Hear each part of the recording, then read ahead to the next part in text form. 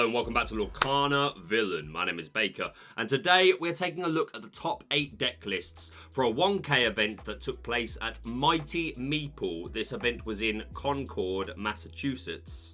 I am late on reporting on this one. This took place on the 27th of January, but it took a while for all the deck lists to become public. My information comes from inkdex.com, who will be linked down below. Thank you to them, as always, for being a great source of information. Yeah, but it took a little while to compile all the lists, and when they did all become active, I wanted to hold off a little bit more because we have something at the end of the video, something that we did for the first time the other day with the Lorcana twins, is our next player interview. And today I am talking to Zack Bivens, who is, if you've been following Lorcana tournaments and meta reports and all that, you've probably heard that name come up a few times. As it stands, as best as in my information is, Zack Bivens has the most top 8s of 1Ks in Lorcana of anyone else so far.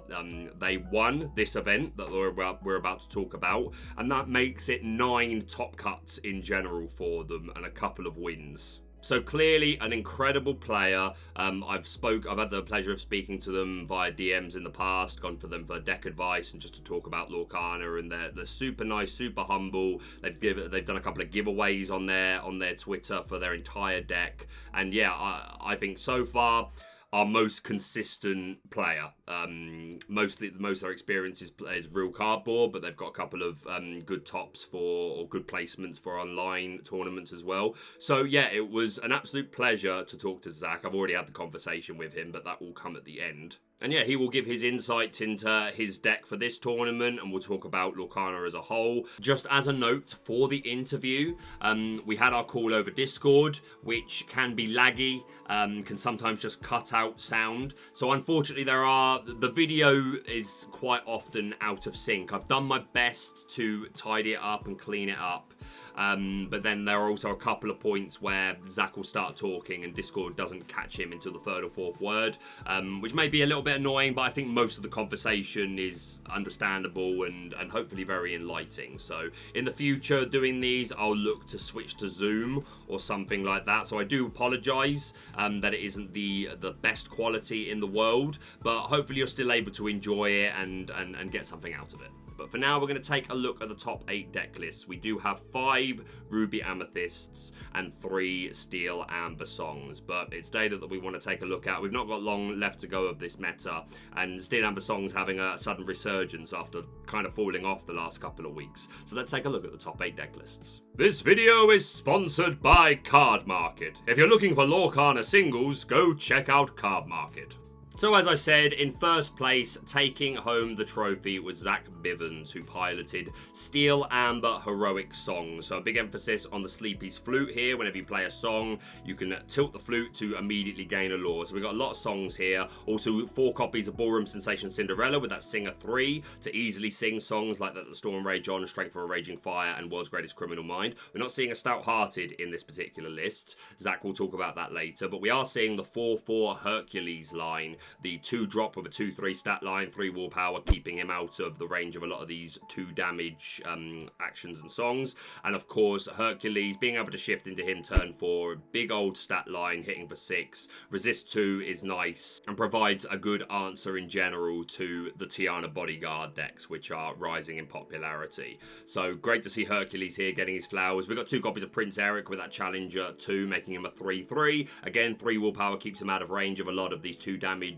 cards, and hitting for 3 just checks a lot of opposing characters. 2 copies of Robin Hood with that skirmish ability to exert and deal 1 damage. We've got lots of ways of doing ping damage, so having this extra 1 ping can be great to just finish the job, and it's great for picking off early aggro characters like Maleficents and Lilos. We've got 4 copies of Ariel with the Singer 5 to sing our higher cost songs and to search them. Also 4 copies of Baritone Bully Gaston to be another character that can sing our 5 cost songs a lot cheaper with that Singer 5. 4 copies of Benja, respecting the meta to take out opposing items, looking to take out those Fishbone Quills, take out the Sorcerer's Spellbooks, opposing Sleepy's Flutes, things like that. We've got 3 copies of Rapunzel for some additional draw on top of the whole new worlds that we're playing. 4 copies of Beast for another way of getting us additional draw. We've got 4 copies of Big Tink here with that spread damage from Rock the Boat and Puny Pirate getting to do 2 more damage if she banishes something. And then, yeah, our song count. We've got World's Greatest Criminal Mind, which, as well as just being a song that can tilt our flute, can answer the Stout-Hearted Cinderella, can answer the Maleficent, can answer the Maui, and again, with the Rise of Hercules, take out opposing ones of them. So, love to see it.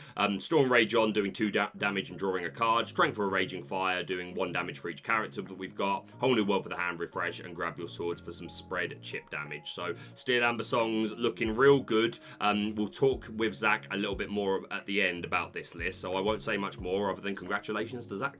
Do all of our Steel Amber lists in a row. In top 8, we've got Dan, who ran a Rock Songs variant. So Dan is opting to also run the 4/4 Stitch line, with the Rockstar Stitch having Adoring Fans, letting you, whenever you play a 2 or less cost character, you can exert them to draw a card. So we've got Cinderella Stitch, Prince Eric, same as Zach, but then we're also seeing 2 copies of Knight in Training Cinderella, who's another 2-drop, who's another character that can shift into one of the Stout-Hearted Cinderellas who are present in this list. And just with the Have Courage ability, allowing us to find key pieces that we want to see in the first few turns. Prince Eric again to check cards. Ariel, Gaston, lower count of Benja, same count of Rapunzel and Beast, lower count of Tinkerbell, but we are seeing, as I said, the Stout-Hearted Cinderella here. 3 of them with a 5/5 stat line, quest for 3, resist 2, and the Singing Sword, letting us challenge ready characters when we sing a song. So really powerful. And then a very similar song lineup.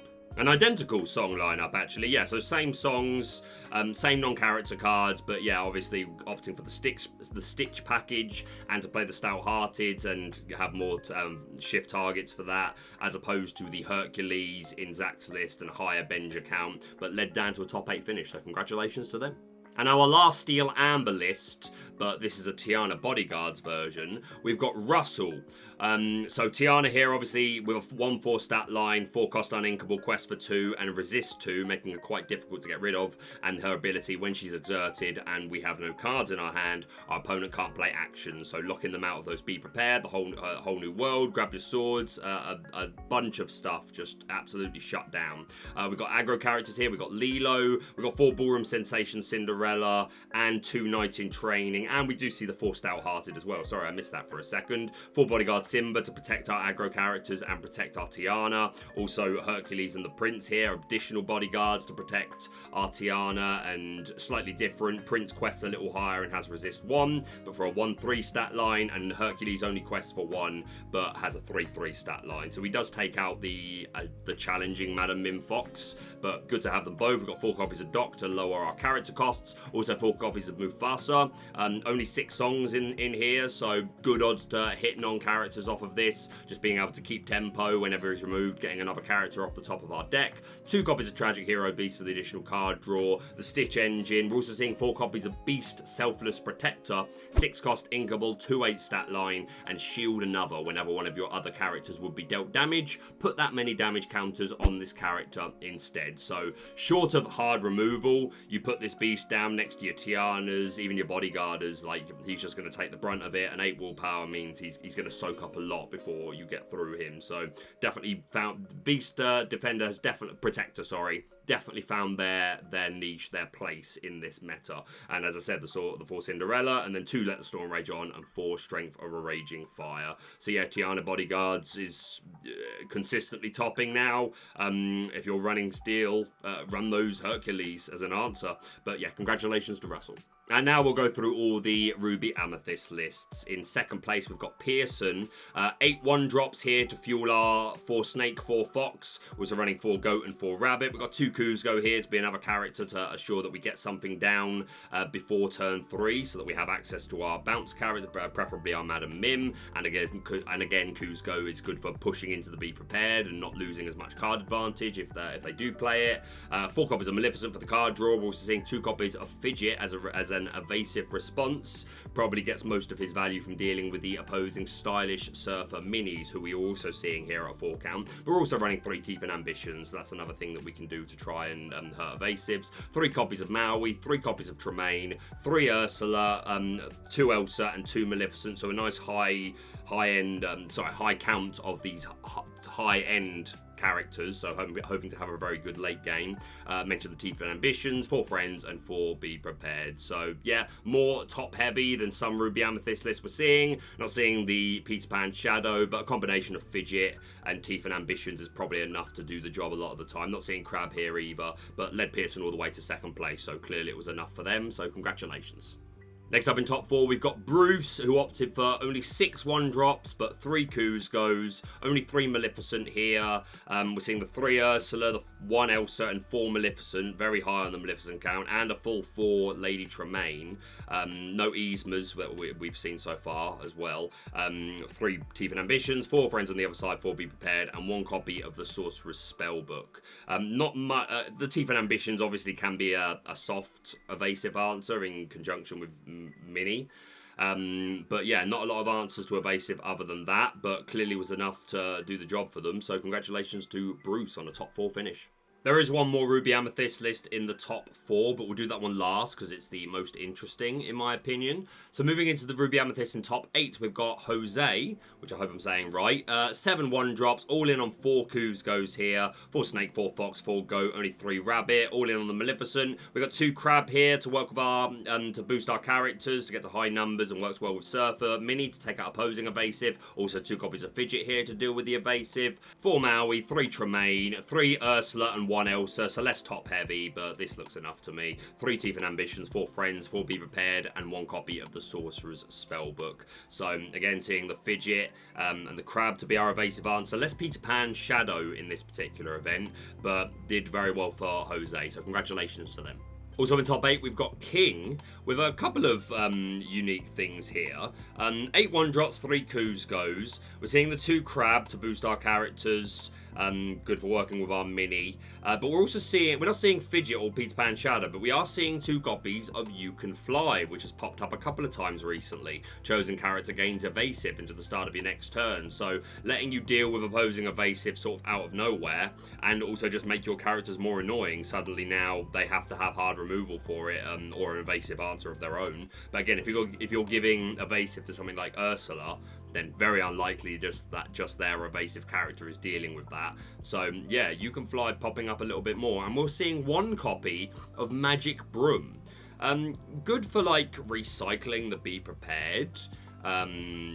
Like, that's the first thing that comes to mind, especially against steel decks if they get sort of wheeled away. And obviously other niche situations where it's just good to put back key pieces, like sometimes just putting the You Can Fly back and giving you more times you can use that. So yeah, the 1 Broom's a little random, but it must have put in some work for King to lead them to a top 8. So we're seeing 1 Yzma in this list. No Elsa here, instead opting for a high 3 count of Maleficent, 2 Ursula. But yeah, deck looks good. And yeah, I'm really enjoying the You Can Fly. So congratulations to King.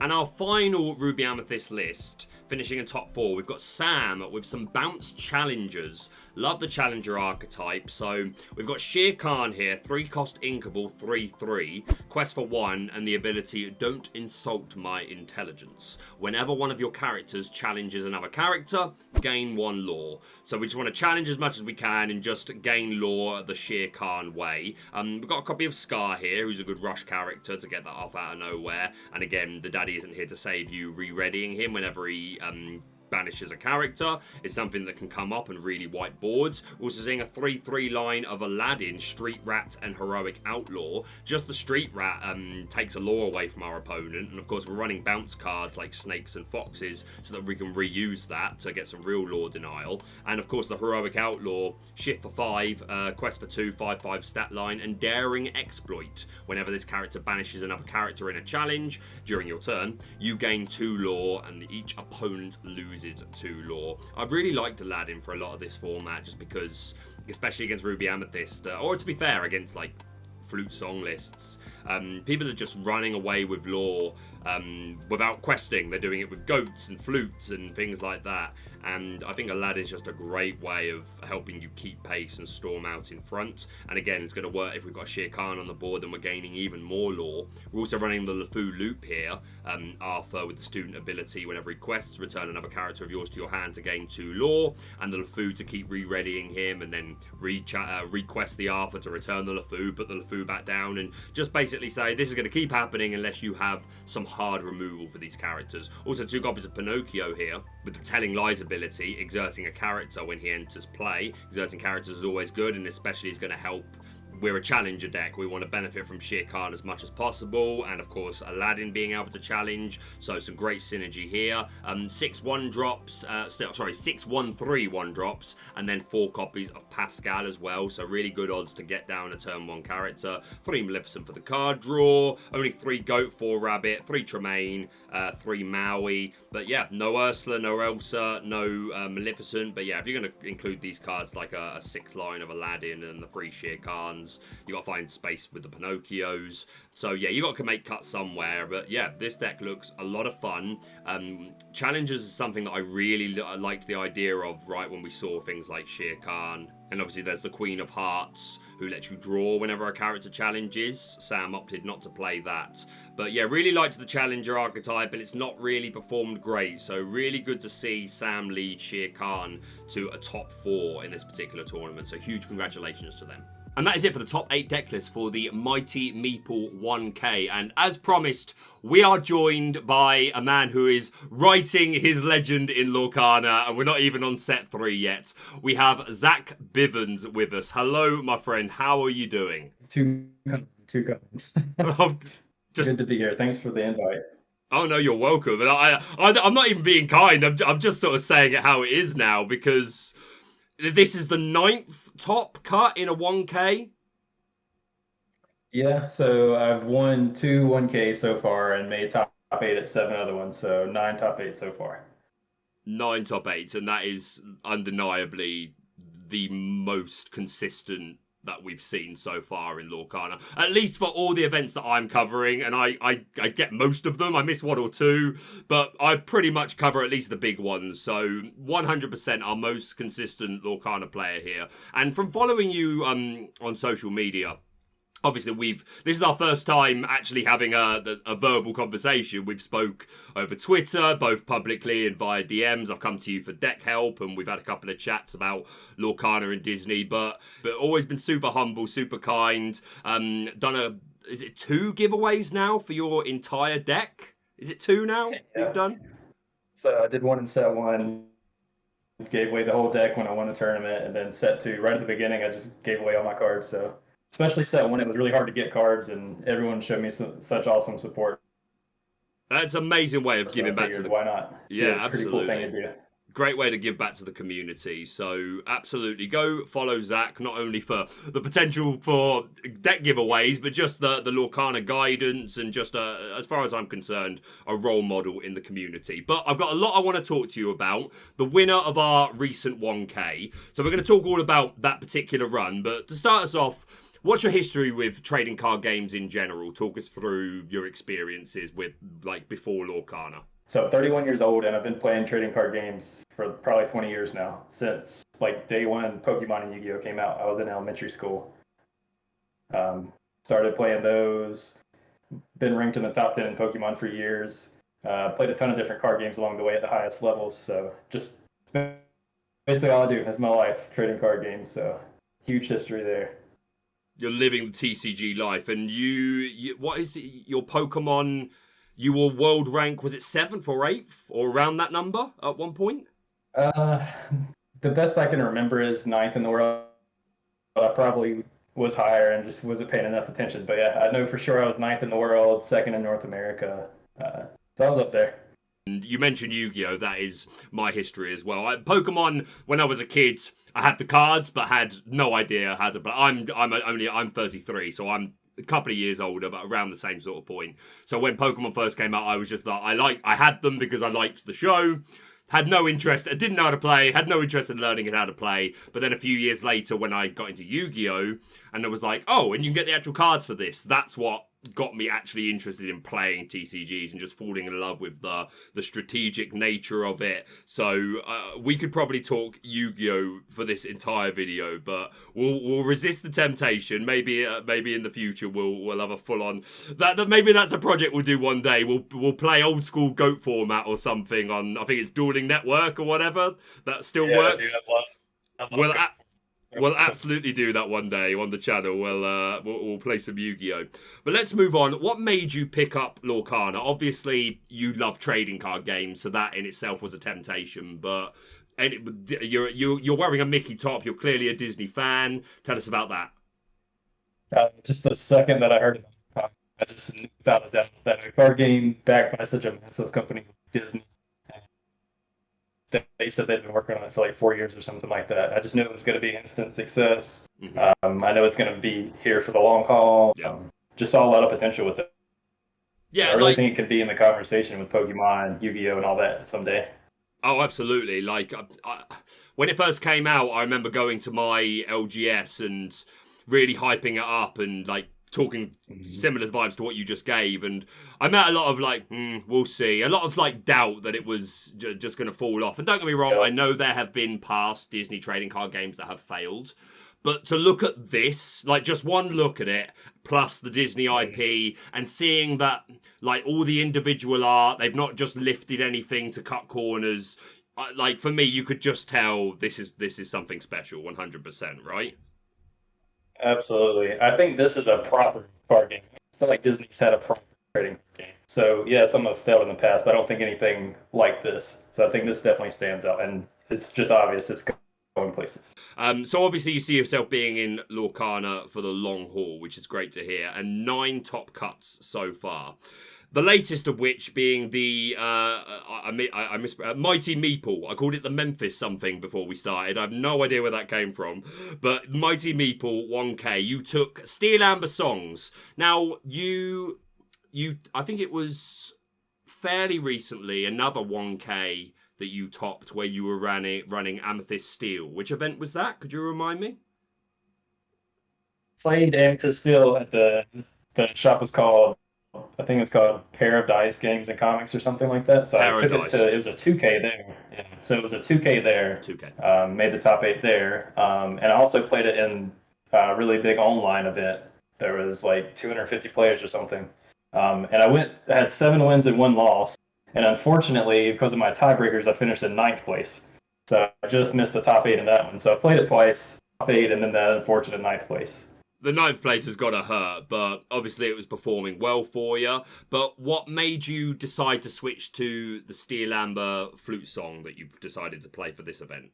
Mainly because I didn't feel like I had a chance against the blues to the Sapphire Steel decks that have been popping up. Purple Steel or Amethyst Steel just has a horrible time with that. And not that this deck has a great time against it either. It's definitely the hardest matchup. But with Hercules, you have a chance against it. And Hercules is also really important for the Tiana matchup. When I was playing Amethyst Steel, Tiana deck basically didn't exist. Like, it was out there, but you never saw it. But it's had a huge surge in the meta. Week or so. Yeah, it's just come out of nowhere and just kind of taken over a lot. So with that 4 willpower and 2 resist, I just didn't really have anything to deal with it there. So Hercules kind of solved 2 problems, giving you a better chance against the Sapphire Steel, as well as making you beat the Tiana deck. Yeah, I'm really glad to see that Hercules. Like, I know we'll get to your favourite characters and stuff like that, but I know you're a big fan of Hercules. You show off your Enchanted one very much, and hey, so would I, my friend. So would I. You keep showing it off. But yeah, right at the beginning of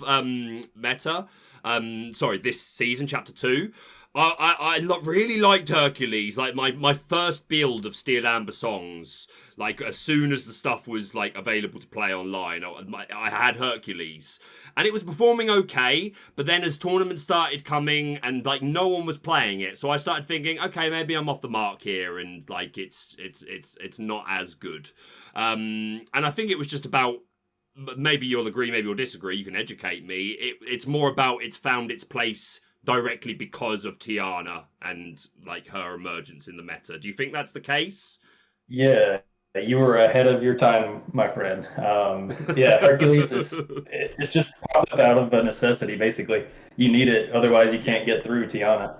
So yeah, to beat Tiana for sure. I'm a big fan of the Hercules. Also, the World's Greatest Criminal Mind, which viewers of the channel will know, very sentimental, obviously, I love to see.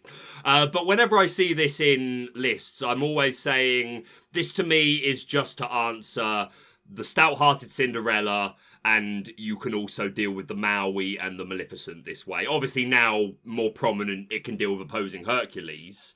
But is that basically it? Is it just a, look, the opposing Stout-Hearted Cinderella is enough of a tough time that it's worth me playing 2 copies of World's Greatest Criminal Minds, and obviously it's inkable, so that helps it be a bit more splashable. But what's your thoughts on that? Yeah, I just felt like I needed more songs. Good option. I didn't want to put an inkable song in there, so out of the best inkable songs, you really had that and Be Our Guest were the 2 main options. Neither do a whole lot most of the time, so I just went with the one that has the higher impact when it does matter. So, like you said, the Stout-Hearted Cinderella can be tough because it can kill Hercules, but Hercules doesn't take Cinderella out with it. And then, of course, Hercules has popped up, so it does. The main use has actually been against Maui's, because Maui will come in and kill your Ariel, for example, and then you just finish it off that way. So it's not like necessary, you just need more songs. Right, while I've got you, we were talking about the pair of dice, so the Amethyst Steel list. So you said that one of your main reasons for falling off of this is you don't like the Tiana matchup. But other than that, what do you think about this list looking back at it now? If you were going to replay Steel Amethyst, would you deviate from this list at all? Or are you happy with it? A little bit. I think I'd change it a little bit. You would have to add a Tiana answer, like maybe some crabs, or you could add Hercules in there actually too, which I think is how I would play. I think I would play maybe a 3/3 or so Hercules, 3 of the 2 cost and 3 of the 6 cost, as well as a couple crabs in there too. So that gives you your Tiana answers. And so that deck is a little bit better against the Ruby Amethyst, which is awesome. It's the most important thing. But it's weaker against the rest of the meta. So you gain a little bit of percentage points against Ruby Amethyst, but you lose some against the rest of the meta. So that's kind of why I'm favoring the Steel Song right now. But I still think Amethyst Steel is an awesome deck. I wouldn't mind playing it again. Just have to make some changes. No, I've always said it seems like a very high skill ceiling to properly pilot. Because like the thing with Ruby Amethyst, at the end of the day, you've always got your panic button and be prepared. So you can, to a degree, you can afford to make a couple of mistakes or be greedy and be punished for it and still kind of bring it back. It's always felt like Steel Amethyst has like little to no room for error in like the way you pilot each turn, and it's got more options of what lines it can play. Because like Ruby Amethyst, it's pretty generic: 1 drop, snake, fox, something cool on turn 4 like rabbit, like Maui turn 5. Like it's pretty streamlined. As you get later game, the decisions open up a bit when you've got Elsas and stuff you can bounce with and all that stuff. But yeah, this deck to me, every time I pilot it, I feel it takes me a lot longer to make a turn. Yeah, there is no room for it. You have to play pretty perfect. You have to know when to go on your tempo, when to their stuff, when to let their stuff go. Yeah, it's probably the highest skill cap deck that's out there right now. One of them at least. But at the same time, kind of, other than Tiana, kind of just has answers for everything, you would say. Yeah, it gives you a chance against everything. The blue steel matchup is just hopeless, though. Like, I feel like even if you had Hercules, you don't have a chance. You at least have a chance with the Amber Steel. I feel like most decks have I need to miss this. Again, like, you can tech, but then you're making yourself less consistent against what's probably more of the field. On that basis, I asked this question to the Lorcana Twins the other day, and I think it's an interesting one that I see come up a lot, and a lot of people whose opinions I respect are on different fences. What's your opinion on one-off techs in general? Like, because again, like there's one side of the opinion which is anything that you're only running one of, I'm never going to see it at the time. Like, it's got to be that specific. I'm never going to see it at the right times. But then the other side of it being, look, you've got a mulligan, so that helps at early game. You know whether to hold on to something you need. And it's nice to know that, again, if you are against that deck that you didn't want to see, you have something that you feel like would balance out the matchup. What's your thoughts on that? That is a tough question. Yeah, if you're relying on a one of, you're probably not going to get to it. If you have the deck space, then why not? Yeah, it's fine. But I would try to run 2 of something if you're trying to use it as a tech for a specific matchup. So it can work, but yeah, it's just not going to work consistently. So if you have the space, sure. But I wouldn't try to squeeze it in. Yeah. Last question on this Amethyst Steel list that you recently topped with. Same as what I said about, this Steel Amber, but the same question that I just said about the Steel Amethyst list. Any changes you would make to this going forward? Obviously, this is like most recently performed very well for you. If you were going into another tournament tomorrow, would you play the same 60?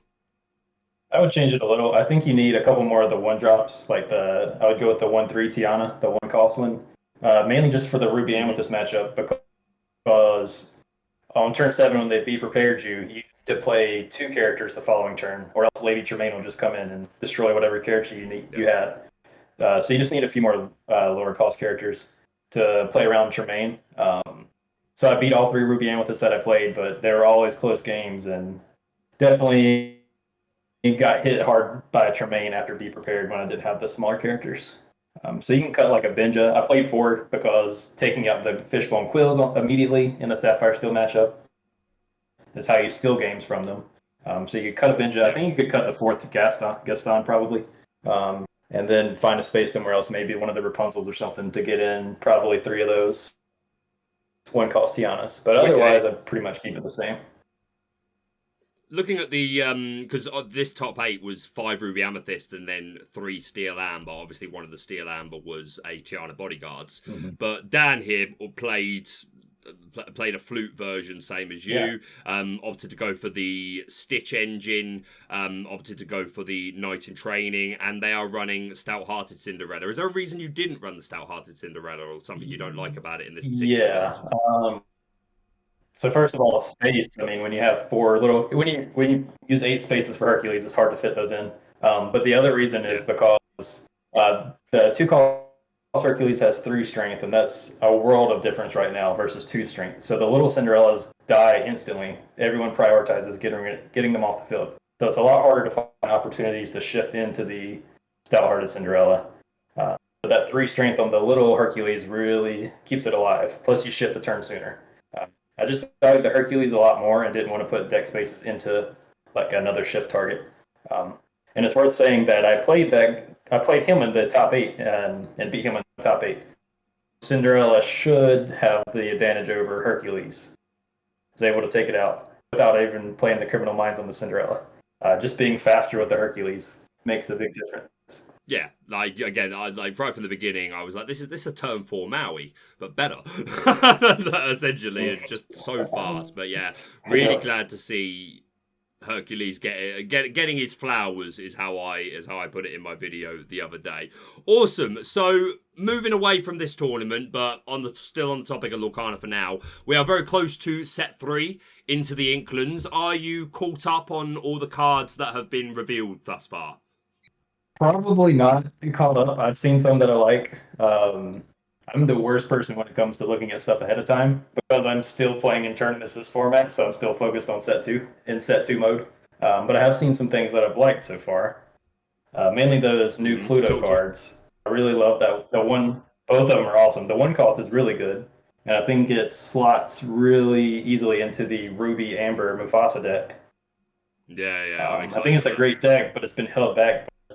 It has such a weak early game though. I felt like when I was playing it, like it was such a powerful deck, but it felt like I did nothing of meaning until like turn 4. So I think adding some early game into there will really help that deck. Yeah, that's one of my favourites. I played that in the I can't remember which of the tournaments it was run by Tia. But I went 6-3 playing Mufasa and really enjoyed it. Exactly how you say, your first few turns just always feel awful. Missing Doc feels even worse. But when you do get that turn 4 Mufasa or Maui, if it needs to be or whatever, from there it just feels so good. It's the funnest deck in my opinion that I've played, and yeah, I think that's going to be a great addition. Have you seen the Prince Eric, the Ruby Prince Eric? Yeah, I don't remember what it does. So it's 4 cost uninkable, and it just reads, when this card is banished, banish chosen character. Okay, yeah, so a lot of new tools you could add in there. Yeah, so I'm really excited to see that grow. And your thoughts on locations? Have you seen at least a couple of them? Yeah, dude, I have no idea what it's gonna do, but I'm excited for the potential for sure. It's just great to see the game growing and like the amount of thought that's gone into it. Like they were nearly done with set 5 when we got set 1. So I can only imagine what they've got planned for us. If we're already getting a new feature like locations, I think it's got to only be a few more sets before something else comes in. Who knows? I'm making a plug for Floodborne items. That's what I want to see personally. That's the flag I'm putting in the sand. But just excited for what the future brings and what else they've got for us. So you've said you're a Disney fan. We've pointed out your Mickey t-shirt. We love that. What are your favourite Disney films? Well, you can mention a couple, but what's your favourite Disney film, your favourite Disney character, and your favourite Disney song? Okay. So Toy Story's always been my favorite. I know it's Pixar, but hopefully we get that in the Disney. game someday. Hopefully. Hopefully we get that one day. So that's my favorite. If I had to pick between the cards we have now, then you already know Hercules easily. I was so excited when we saw the Enchanted Hercules revealed. Definitely didn't think I'd be playing it in a deck, let alone winning a tournament with it, but pretty pumped for that. So Toy Story Hercules. And I guess just staying on brand with that, let's go with Zero to Hero as the song. Zero to Hero. Hercules is so, like I had the same chat with the Lorcana twins, and their answer was the same. Favorite character Hercules, favorite film, and I Can Go the Distance, which is one of my favorite songs as well. Okay, Absolutely so they've beautiful. got good taste. They've got good taste. There you go. So far we are 2 for 2 on my player interviews being Hercules stands, and we love to see it. I do want to see the song Go the Distance become good though. Like that song is way too classic and way too good to be on a card that just isn't really doing a lot. But one day, I believe. Thank you so much for joining me, Zach. So good to be able to have a chat with you. Where can people find you? Plug yourself, and do you have any shout outs to anyone, any thank yous? Yeah, sure. So first, thanks for having me on, of course. But I want to give a massive shout out to the entire Lorcana Twitter community. Like, I literally created a Twitter to do nothing else but use it for Lorcana. Just document my tournament experiences, all that. And just met so many awesome people there. Everyone's been so friendly, so supportive. So just really appreciate that. You can find me there on Twitter at Zack Bivens 1. And maybe you'll find me in some other places soon. Don't want to spoil anything, but definitely have some big plans. Like I said, I'm all in on Lorcana. Get the scoop at Lorcana Villain. Yeah, you've had a tease there. So make sure you follow Zach for that. Amazing. Yeah, big plans. Then all the people I've played in tournaments, everyone's just been awesome. It's just been a great experience all around. Family and friends always supporting me. And then just awesome content creators covering the game, getting the word out. So, yeah, just really appreciate everyone.